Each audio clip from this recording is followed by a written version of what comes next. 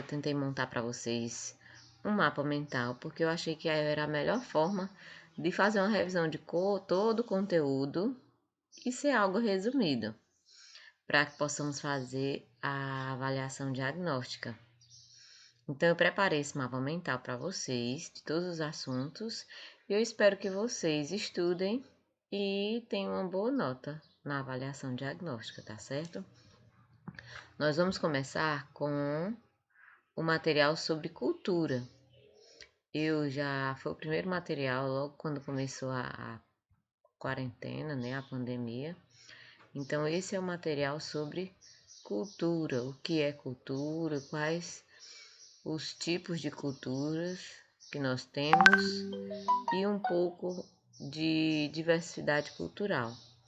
Então, esses vão ser os assuntos que nós vamos explanar aí no nosso primeiro mapa mental. O mapa mental vai estar disponível para vocês no Classroom e vocês podem estudar e responder a avaliação diagnóstica.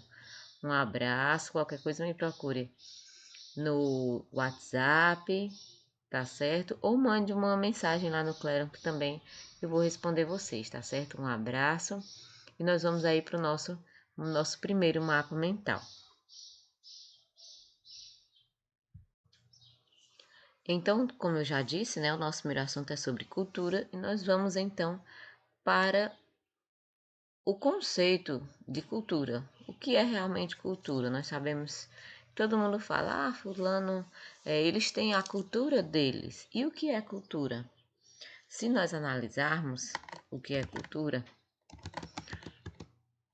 nós vamos ver que é algo bem prático, né? De acordo com o nosso conteúdo, são hábitos, crenças, rotinas e atitudes de um determinado povo em uma região ou um tempo. Ou seja, um tempo pode ser uns costumes e em outro tempo já pode ter mudado.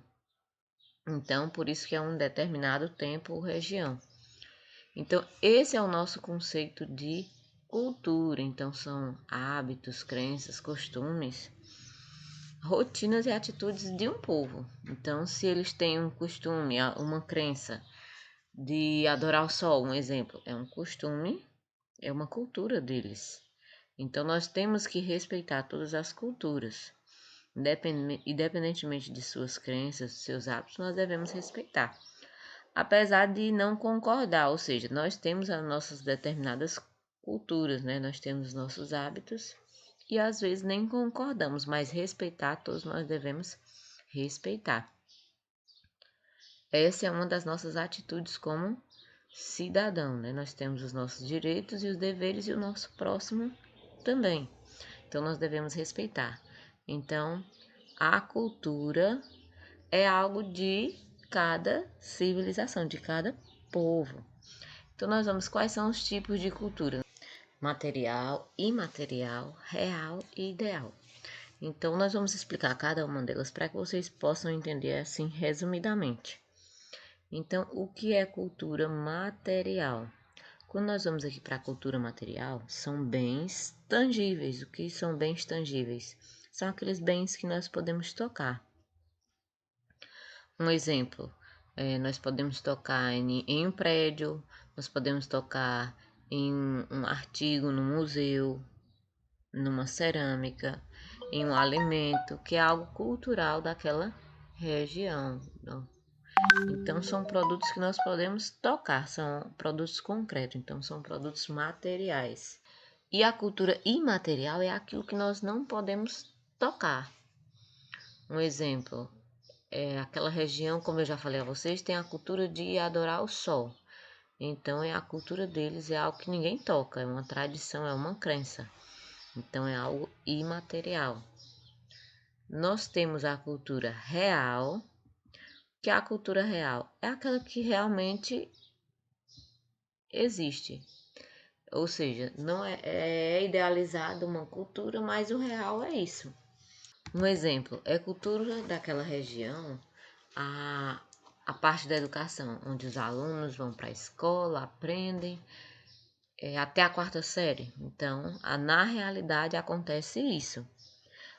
Outra região a cultura é eles se formarem, fazer faculdade, então é o que realmente vai acontecer na nossa realidade, que realmente está acontecendo de fato naquela região. E por fim, nós temos a cultura ideal. O que é essa cultura? É o que nós almejamos que aconteça. É algo que existe na normativa, no papel, e deveria ser dessa forma, mas nós sabemos que não, e em algumas vezes não acontece. É também conhecida como cultura normativa, e onde mostra os bons costumes, o que é correto, o que é justo, o que é reto, mas nós sabemos que às vezes não acontece. Então, um exemplo aí do voto direto, o que a gente pode dizer? O voto hoje ele é direto. Você pode ir lá, seu voto é secreto, se você não quiser contar para ninguém, você não conta.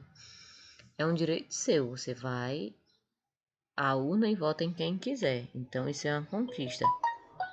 Antigamente, o voto era indireto, ou seja, os eleitores eles não tinham o que era chamado voto cabresto, né? Eles tinham que votar aqueles determinados políticos. Eles não tinham a opção de votar secretamente, eles tinham que assumir o voto. Eles não tinham essa opção de um voto secreto como é hoje.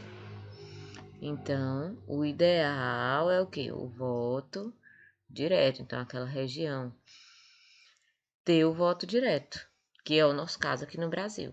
Nós temos direitos e deveres, esse é o nosso ideal, mas nós sabemos que nem todas as pessoas cumprem. Então, essa é uma cultura ideal, é implantada para que seja o ideal. Então, aí nós já sabemos o que é cultura, quais os tipos de cultura, e nós vamos para a diversidade cultural. Nós sabemos que, principalmente no nosso país, tem uma miscigenação, ou seja, uma mistura, né, de vários povos. Isso faz com que nós tenhamos uma diversidade cultural. Vai depender também de cada região. Então, de acordo com aquela região, nós temos as culturas diversificadas, né? O nosso país, principalmente, tem essa grande mistura. Então, cada lugar ou período, né? Ou seja, cada cultura de uma determinada região, num período histórico, eles têm os seus costumes, as suas crenças, vários símbolos, regras e formas de vida. Um exemplo, a cultura indígena. Eles têm as suas diversidades culturais, os seus símbolos, a sua forma de viver, os costumes, a forma de se alimentar, o que se alimentar. Então, é uma cultura particular deles. Então, por isso que o Brasil ele tem toda essa mistura, né? Um exemplo, eu sou descendente de indígena, como de branco, como de negro. A minha tataravó, se não me engano, era uma índia, casou com um homem branco. Já na família do meu pai já tem o branco misturado com negro. Isso dá o quê? Uma mistura aí de povos, uma mistura aí de culturas. Então, por isso que o Brasil ele tem muito dessa diversidade cultural. Então, foram vários povos, cada um com seus costumes. Então, nós vemos aí, eu coloquei até algumas imagens, né? O Rio de Janeiro tem seus costumes, o Pernambuco. Temos a Bahia, que tem muito da cultura africana. Então, toda essa diversidade, essa mistura de símbolos e regras é muito presente na nossa cultura brasileira. Mas em cada cultura nós devemos ter regras. E essas regras nós chamamos de direitos e deveres, onde nós temos os nossos direitos e os nossos deveres. E automaticamente nós somos conhecidos como cidadãos quando nós cumprimos com esses direitos e deveres, seja no âmbito individual ou em grupo, nós devemos respeitar. Então aí o próximo assunto que é o que? Cidadania. Então por isso que eu tentei continuar os assuntos aí linkados ao outro. No caso, cada cultura possui a sua cidadania, seus direitos e deveres. E o que é realmente aí cidadania? Então, o conceito está aqui bem acima, né? Como vocês podem acompanhar. Então, cidadania é o pleno gozo de todos os direitos como cidadão de um país. Então, se eu respeito as leis, se eu cumpro com os meus direitos e os meus deveres, eu sou um cidadão. Então, eu tenho os meus direitos. Eu tenho o direito de ir e vir, eu tenho direito à educação, eu tenho direito à saúde. Então, se eu cumpro com os meus direitos, só que eu também tenho os meus deveres, eu tenho que respeitar o meu próximo. Então, se eu respeito com os meus direitos e os meus deveres, então eu passo a ser um cidadão. A partir do momento em que eu deixo de cumprir essas leis, essas regras, então eu deixo de exercer meu direito de cidadão. Como é que eu vou reclamar de uma coisa se eu não estou cumprindo? É interessante que nós possamos cumprir os nossos direitos e deveres. Como é que nós vamos poder cobrar algo se nós não estamos cumprindo, né? Então, é interessante que nós possamos cultivar aí a cidadania. Não sei se vai dar para vocês verem direitinho esse formato aí de árvore, né? Mostrando cultivando a cidadania. É interessante essa comparação com uma árvore, que uma árvore é algo que você planta, ou seja, com o tempo você vai colher os frutos. Então, se você planta o tratar bem, a participação, você cumpre com suas ações. Então, se cumpre com seus deveres e direitos, você pode, como cidadão, e tudo na vida, o que você planta, você tem como consequência. Se você planta algo de bom, você vai ter consequências boas, frutos bons. Então, essa árvore é algo bem simples, mas resumidamente, do que é cidadania. Cidadania é justamente o que eu planto de bom como cidadão, respeitando os meus direitos e deveres, e eu vou colher o quê? Vou colher coisas boas. Então, automaticamente, se eu tenho o direito à educação e eu exerço esse direito, passo a estudar, então eu vou ter como consequência, como fruto daquele meu esforço, eu vou ter o quê? O entendimento, o conhecimento. Então, tudo na vida a gente planta, a gente colhe. Então, a cidadania não é algo diferente. Então, eu planto valores, eu planto os direitos sociais.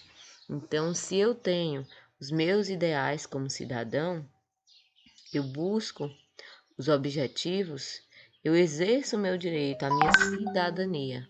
Eu coloquei em torno da palavra cidadania algumas características aí para que vocês possam se familiarizar aí com a cidadania, né? Esse primeiro aí em maiúsculo, eu sempre coloco o conceito em maiúsculo e o restante as características aí da cidadania. Então, a cidadania é uma garantia de ser um Estado democrático. Então, eu vou exercer aí a democracia. Eu posso votar em que eu quiser. Então, eu estou exercendo a democracia. Nossa Constituição Federal é a nossa lei maior. Então, existem leis e nós devemos cumprir essas leis. Automaticamente, quando eu procuro fazer o que é correto, o que está na lei, eu não vou contra a lei. Então, se eu vou contra a lei, então eu posso ter motivos até para a prisão. Então, se a lei diz que você ou eu não posso roubar, pegar algo que não é seu, então eu vou contra a lei, eu posso ter consequências. Se a lei diz que eu não posso matar e eu vou contra a lei, então eu vou ter as consequências. Então, a nossa lei maior é a nossa Constituição Federal Brasileira.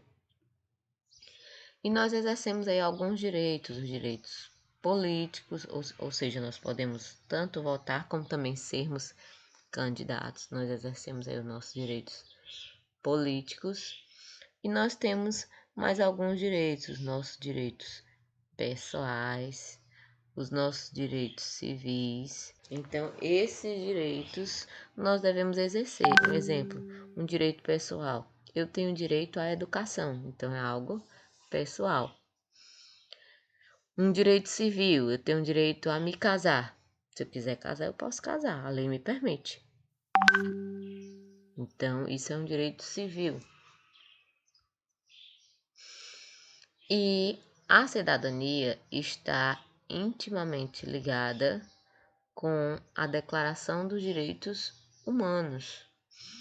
Essa declaração é justamente mostrando quais são os nossos direitos como ser humano. Quais são as características aí dessa Declaração dos Direitos Humanos? Eu coloquei alguns itens, claro que não é tão pequena essa Declaração dos Direitos Humanos, mas eu coloquei alguns itens aqui para vocês verem o que é, no geral, essa Declaração dos Direitos Humanos. Quais são esses direitos? Direito à vida, são exemplos. Direito à liberdade, direito à segurança pessoal, direito à educação, direito a respeitar a liberdade religiosa de qualquer pessoa, ou mesmo ter a sua liberdade religiosa. Então, são direitos no geral que nós devemos ter para conosco e para o próximo. Então, é um documento super importante para o desenvolvimento da cidadania, ou seja, quando eu respeito as leis, eu exerço o meu direito e cumpro com os meus deveres. Então, isso é fundamental para que eu possa ser o quê? Um cidadão, exercer a minha cidadania. E essa Declaração dos Direitos Humanos, nós vamos encontrar onde? Como eu já disse a vocês, nós temos a nossa Constituição Federal Brasileira, que é a nossa lei maior. E no artigo 5º nós temos esses direitos e deveres, tanto individuais como coletivos. Então, o artigo 5º da nossa Constituição Federal. Então, na nossa Constituição Federal, nós exercemos a nossa cidadania, a soberania, né, do país, e nós temos os nossos valores sociais do trabalho. E esses direitos e deveres, como eu já disse a vocês. Coloquei aqui um item onde ele explica alguns desses direitos exercidos, direitos e deveres exercidos aí no artigo 5º. Nós temos direito à educação, a liberdade de ir e vir, a prática de racismo é crime, a liberdade de consciência e crença, ou seja, a liberdade religiosa, a liberdade de expressão, ou seja, eu posso falar o que eu quiser, desde que eu respeite as outras pessoas. Homens e mulheres são iguais em direitos e obrigações. Então, esses são alguns dos direitos que nós temos lá no artigo 5º, que eu lembro que eu até passei um trabalho para vocês escolherem um desses direitos. Mandei o artigo 5º e vocês comentarem um breve resumozinho do que seria aquele artigo da escolha de vocês. Então, lá são vários. Se eu fosse listar aqui todos os direitos, são vários. Direito à vida, direito à privacidade. Então, são vários direitos que nós temos lá no artigo 5º. Então, quando nós já sabemos o que é cidadania, eu vou mais além, vou explicar para vocês o que é cidadania organizacional. Então, eu fiz um link aí, né, da cidadania do indivíduo e agora o que é cidadania organizacional. Ou seja, é exercer direitos e deveres, mas dentro do âmbito profissional, ou seja, dentro da empresa em que você trabalha. Então, na empresa eu tenho os meus direitos e deveres, onde cada pessoa tem o seu papel.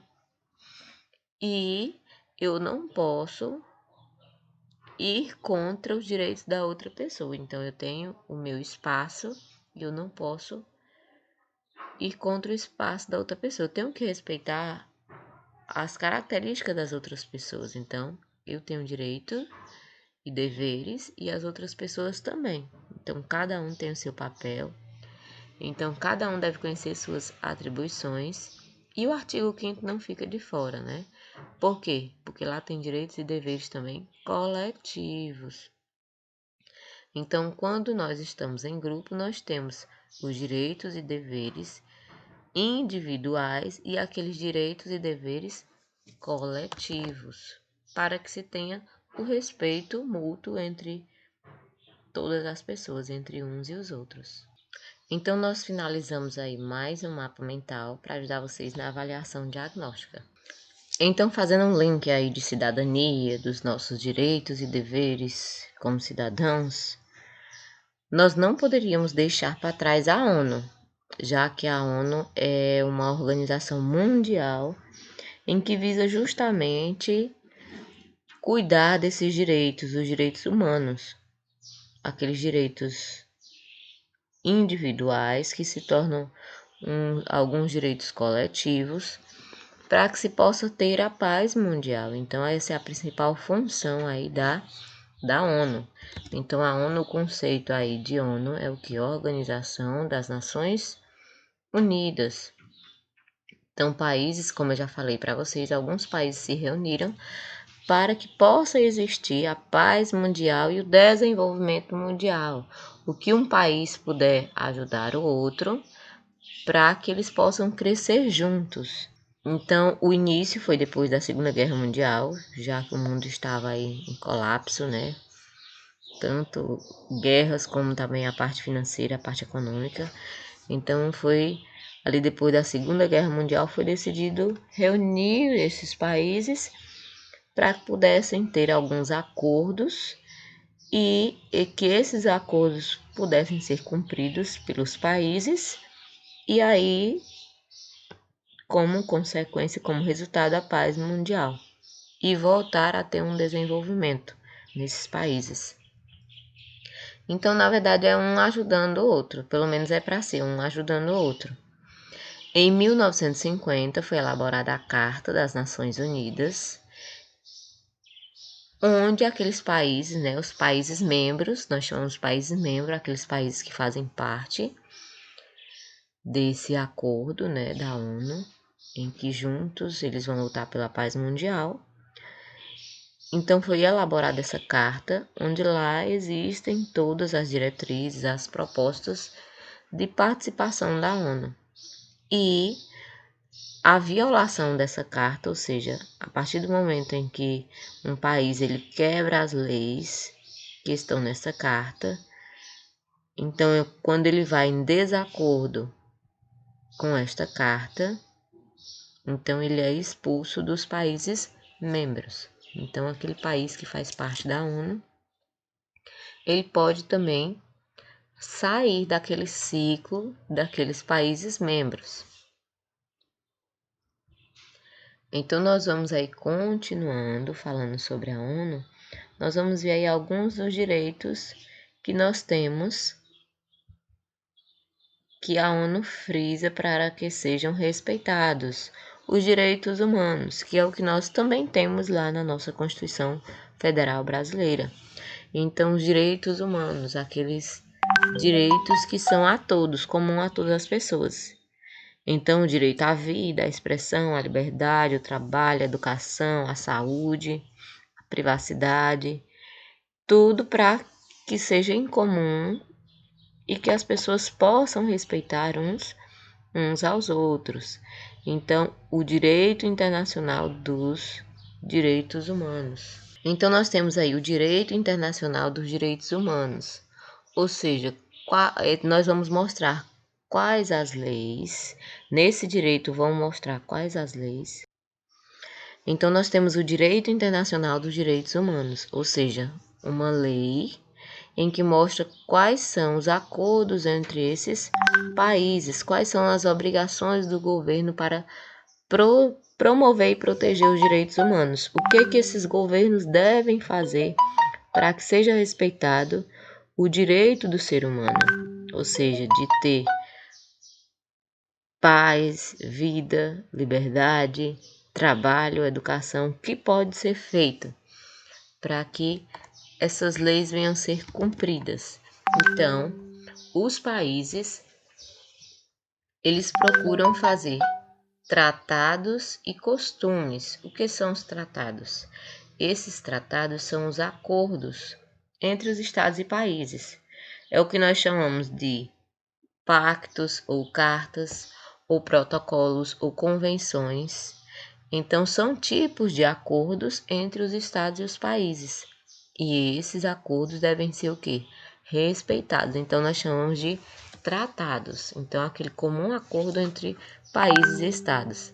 E os costumes? Os costumes é o que vai ser feito na prática para que esses acordos venham a ser feitos.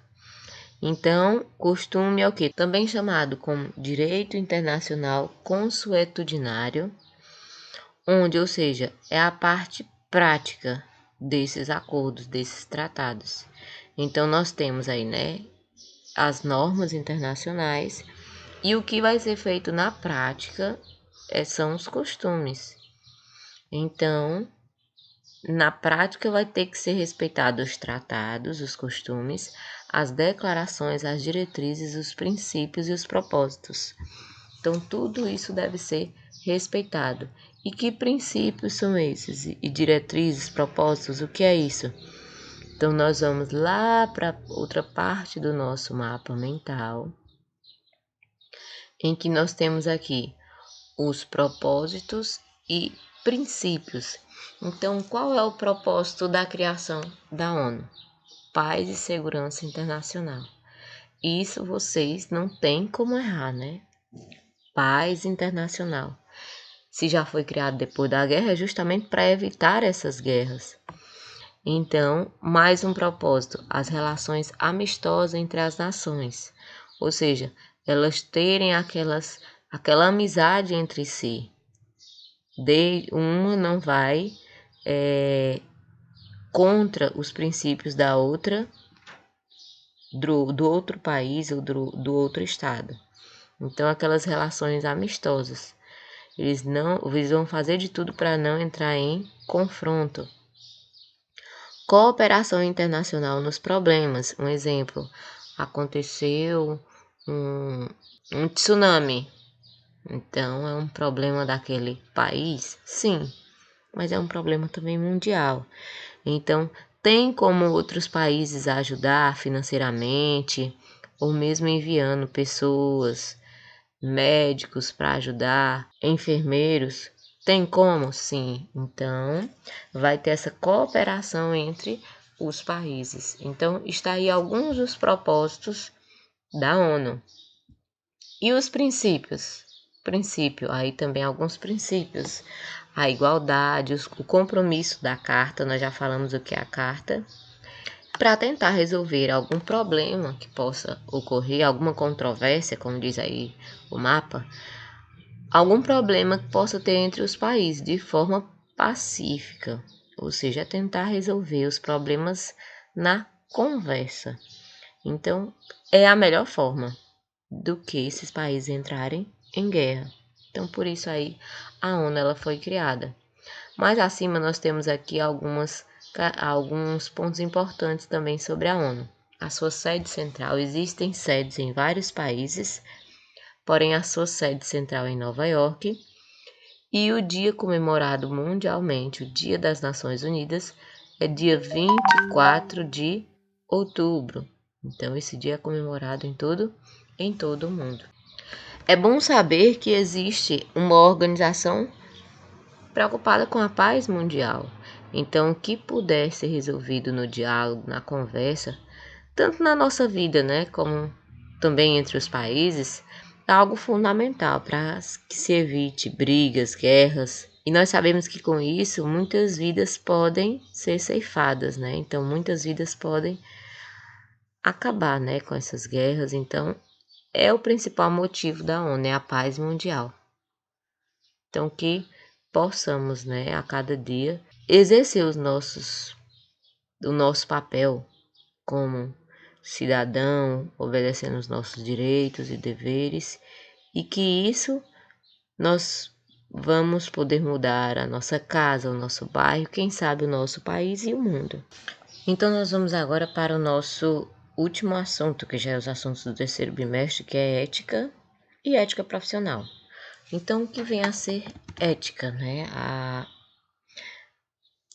A palavra ética vem de ethos, que significa o modo de ser, ou seja, qual é o comportamento.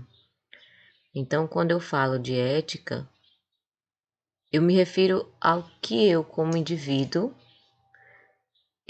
qual vai ser o meu comportamento, o que eu tenho de valores para que eu possa, e isso vai refletir no meu comportamento. Então, a ética, eu coloquei aí algumas características, que é o quê? É o agir sem prejudicar os outros, é o analisar com ética, é pensar na igualdade, nos valores, nos respeito, ou seja, as dimensões do que eu quero para a minha vida. Então, nós temos aí as características de alguém ser ético. A pessoa deve possuir respeito ao próximo e a si mesmo, valores, igualdade, ou seja, se colocar em equidade, ou seja, igual aos outros, e cumprir com seus direitos, que nós já vimos aí, direitos e deveres, né, dos cidadãos. Agir sem prejudicar os outros, ou seja, agir com ética, e ter esse comportamento ao longo da vida. Ou seja, foi outro conceito que eu encontrei aqui sobre ética, que é o que? São valores para o comportamento moral ao longo da vida.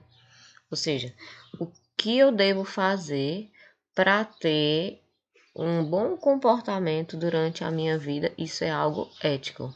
É o que eu fiz ético na minha vida.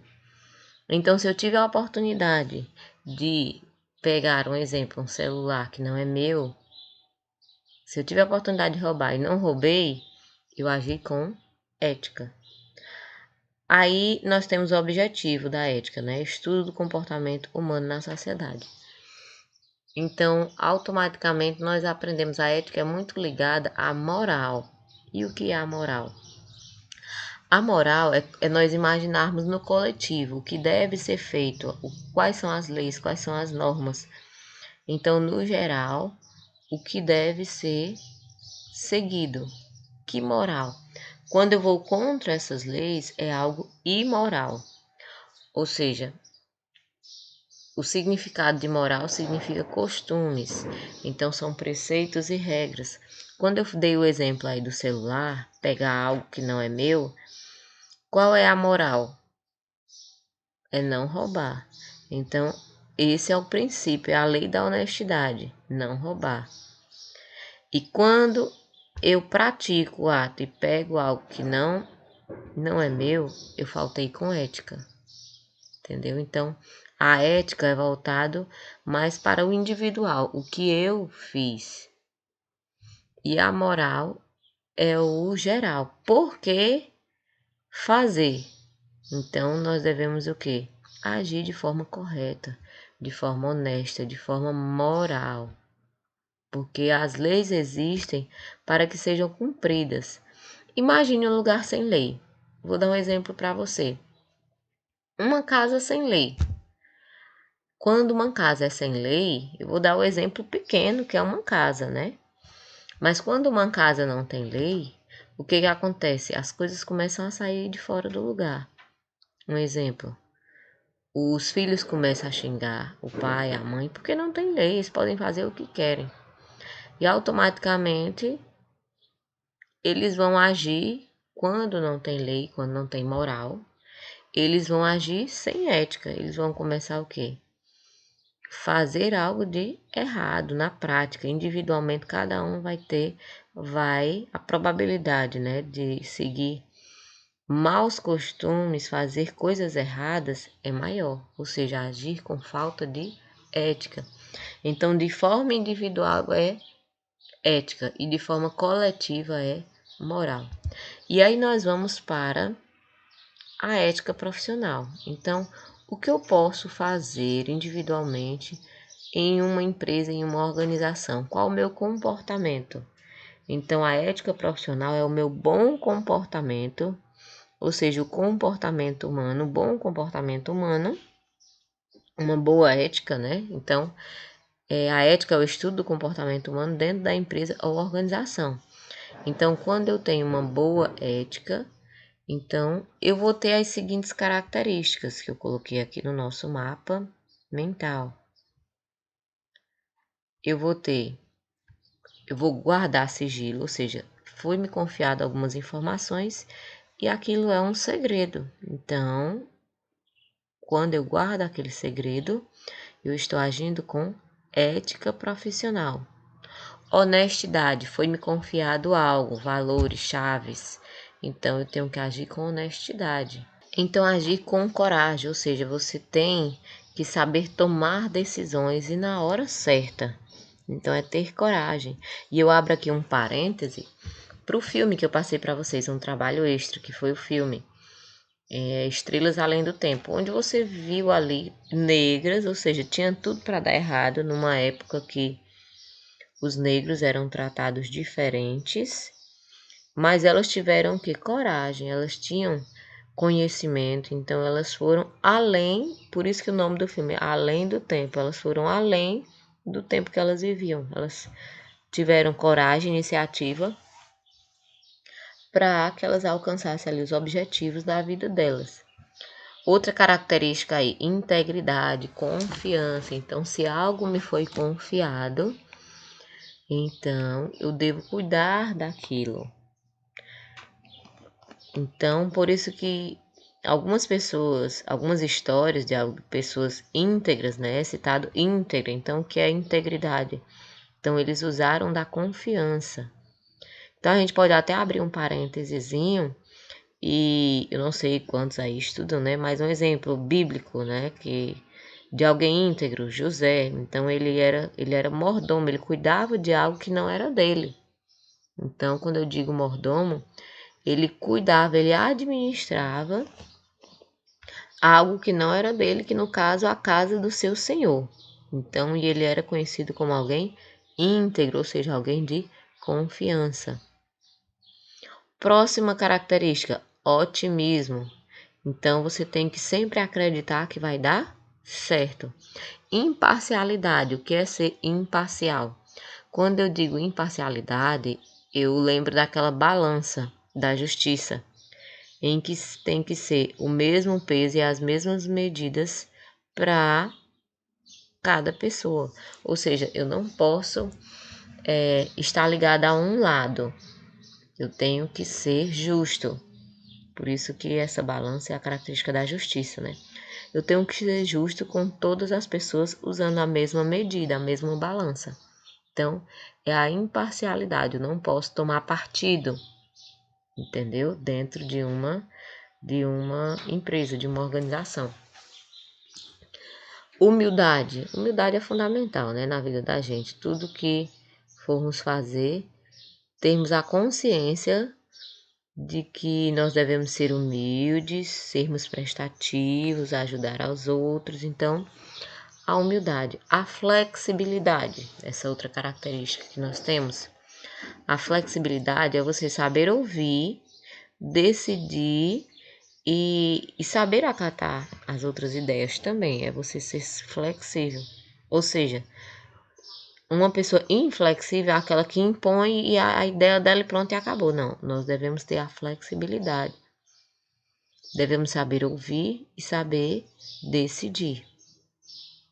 Então, aí nós temos, né, o fim aí do nosso último mapa mental. Então, eu vou mandar enviar para vocês algumas questões, tanto com material do primeiro, segundo e terceiro bimestre. Eu imagino 5 questões do primeiro, 5 do segundo e 10 do terceiro, que é sobre ética. Por quê 10 do terceiro? Porque essas 10 questões do terceiro, como eu não fiz atividade extra ainda, vai ficar também no lugar da atividade extra, ok? Então, tanto eu vou fazer o diagnóstico com vocês, como também já vai valer uma parte aí da nota, ok? Um abraço, estudem, tudo de bom, vai dar tudo certo.